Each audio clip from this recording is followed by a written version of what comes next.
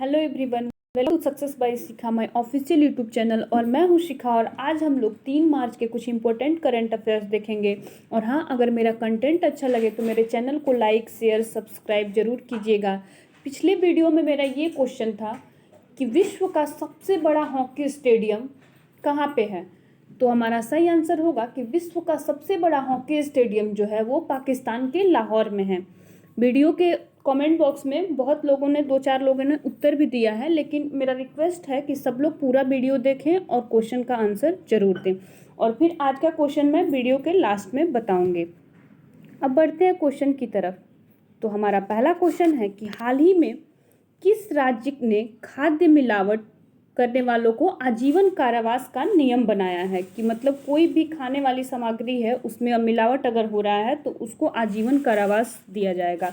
तो हमारा पहला ऑप्शन है राजस्थान, दूसरा है महाराष्ट्र, तीसरा है मध्य प्रदेश और चौथा है छत्तीसगढ़। तो हमारा सही आंसर होगा कि खाद्य मिलावट करने वालों को आजीवन कारावास का नियम ये मध्य प्रदेश गवर्नमेंट के द्वारा बनाया गया है कि अब जो भी खाद्य सामान में मिलावट करेगा उसे आजीवन कारावास दिया जाएगा। अब कुछ मध्य प्रदेश के बारे में देखते हैं।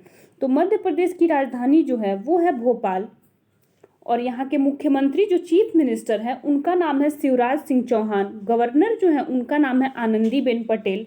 और यहाँ पे मुख्य योजना जो है वो है एक जिला एक शिल्प अभियान योजना शुरू किया गया है। संकल्प योजना शुरू किया गया है। ये संकल्प योजना किसके लिए लाया गया है, तो ये बुजुर्गों के जो वृद्धावस्था में है उनकी सहायता के लिए ये योजना लाया गया है। जीवन शक्ति योजना यहाँ पे लाया गया है। जीवन अमृत योजना भी इन्हीं यहीं का है। और FIR आपके द्वार, रोको टोको अभियान और इंतजार आपका, ये सारा योजना जो है ये मध्य प्रदेश का ही है। अब बढ़ते हैं अपने अगले क्वेश्चन की तरफ। तो हमारा अगला क्वेश्चन है कि हाल ही में ग्लोबल बायो इंडिया 2021 का उद्घाटन किसने किया। तो हमारा पहला ऑप्शन है रामनाथ कोविंद, दूसरा है पीयूष गोयल, तीसरा है डॉक्टर हर्षवर्धन और चौथा है स्मृति ईरानी।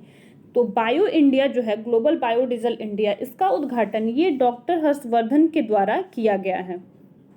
अब देखते हैं कि ये ग्लोबल बायोडीजल होता क्या है। तो ये होता है कि ये जैविक स्रोत से जो प्राप्त किया गया ईंधन है उसे हम लोग ग्लोबल बायोडीजल बोलते हैं। और इसमें क्या होगा कि ये बायोडीजल का कम मात्रा में इसमें पेट्रोलियम पदार्थ मिलाया जाता है, उसी को ग्लोबल बायोडीजल बोलते हैं।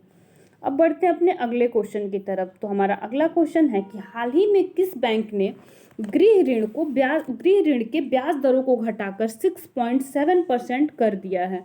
तो हमारा पहला ऑप्शन है बैंक ऑफ बड़ौदा, दूसरा है स्टेट बैंक ऑफ इंडिया, तीसरा है पंजाब नेशनल बैंक और चौथा है केनरा बैंक।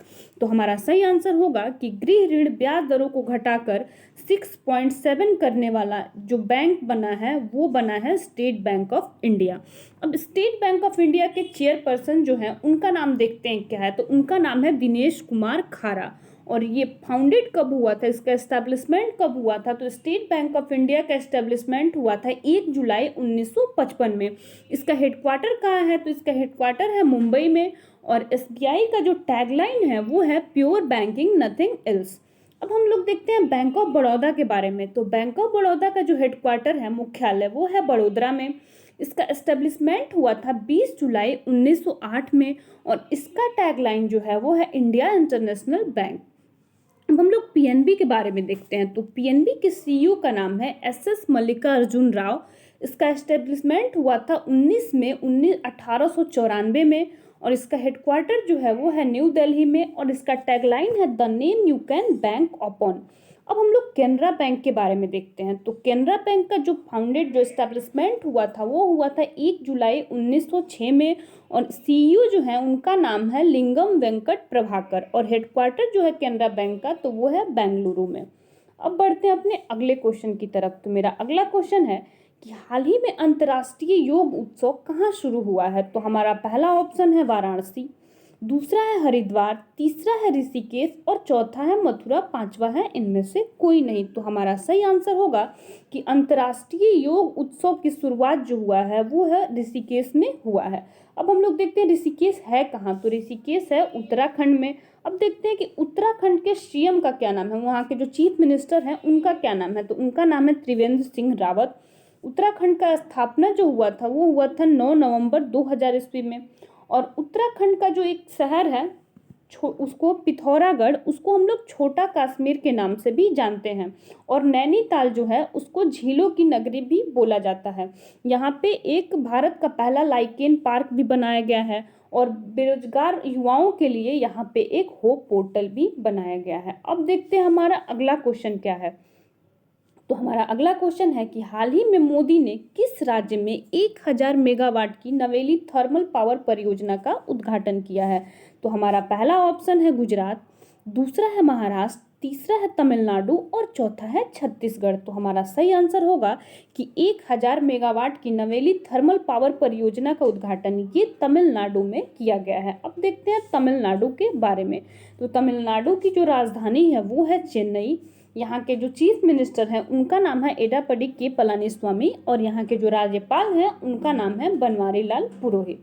अब बढ़ते हैं अपने अगले क्वेश्चन की तरफ। तो हमारा अगला क्वेश्चन है कि किस दिन को 45वां नागरिक लेखा दिवस मनाया गया। तो हमारा पहला ऑप्शन है 1 फरवरी, दूसरा है 1 मार्च, तीसरा है 10 फरवरी और चौथा है 2 फरवरी। तो हमारा सही आंसर होगा कि 45वां नागरिक लेखा दिवस जो है वो 1 मार्च को मनाया जाता है।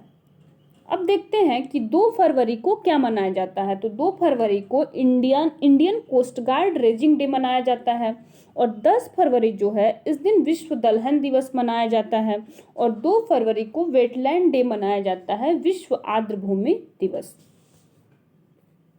अब बढ़ते हैं अपने अगले क्वेश्चन की तरफ। तो हमारा अगला क्वेश्चन है कि पश्चिमी नौ सेना कमान के प्रमुख के रूप में किसे नियुक्त किया गया है।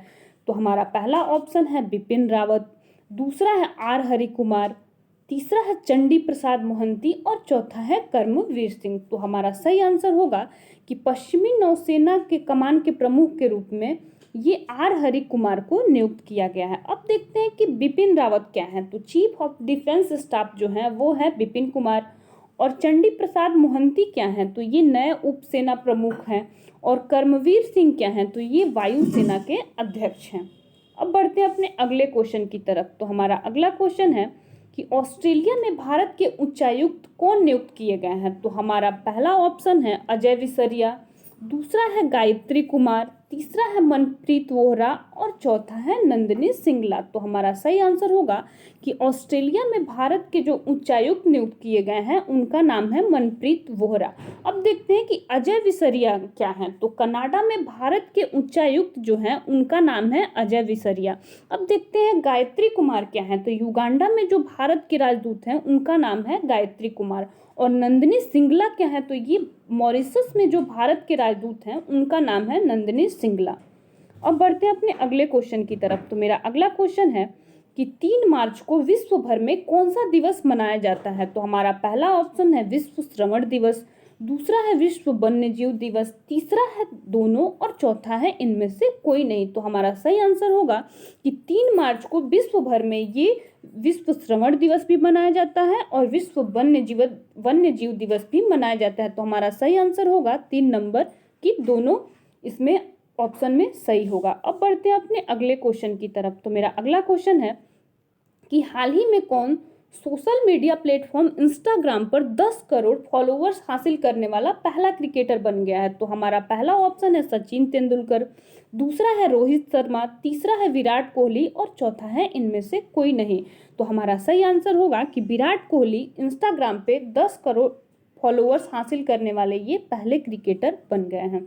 अब देखते हैं हमारा अगला क्वेश्चन क्या है। तो हमारा अगला क्वेश्चन है कि इसरो ने हाल ही में किस महासागर क्षेत्र में डीआरडीओ द्वारा विकसित उपग्रह सिंधु क्षेत्र प्रक्षेपित किया है। तो हमारा पहला ऑप्शन है अटलांटिक महासागर, दूसरा है आर्कटिक महासागर, तीसरा है हिंद महासागर और चौथा है प्रशांत महासागर। तो हमारा सही आंसर होगा कि ये सिंधु क्षेत्र जो प्रक्षेपित किया गया है ये हिंद महासागर पे किया गया है। अब हम देखते हैं कि विश्व का सबसे बड़ा और सबसे गहरा महासागर का क्या नाम है। तो ये है प्रशांत महासागर और सबसे छोटा महासागर कौन सा है, तो ये है आर्कटिक महासागर। अब देखते हैं कुछ एडिशनल फैक्ट्स। तो देखते हैं हरित क्रांति ये किस लिए लाया गया था? तो खाद्य उत्पादन के लिए हरित क्रांति लाया गया था। और श्वेत क्रांति ये दुग्ध उत्पादन के लिए, दूध उत्पादन के लिए। और नीली क्रांति किस लिए है? तो ये मत्स्य उत्पादन के लिए है। और भूरी क्रांति किसके लिए है? तो ये उर्वरक उत्पादन के लिए है। रजत क्रांति किसके लिए है? तो ये अंडा एक उत्पादन के लिए है। और गुलाबी क्रांति किसे बोलते हैं? तो ये झींगा मछली उत्पादन के लिए लाया गया था। बादामी क्रांति किसे बोलते हैं? तो ये मसाला उत्पादन के लिए लाया गया था। सुनहरी क्रांति किसे बोलते हैं? तो ये फल उत्पादन के लिए लेके आया गया था। और लाल क्रांति ये टमाटर मांस उत्पादन के लिए लाया गया था। और अब देखते हैं कि मेरा क्वेश्चन आज का क्या है। इसका भी आंसर आप लोग कमेंट बॉक्स में जरूर बताइएगा। तो मेरा क्वेश्चन है कि चंद्रमा का चक्कर लगाने वाला पहला उपग्रह कौन सा था? आज के लिए इतना ही, मिलते हैं नेक्स्ट वीडियो में।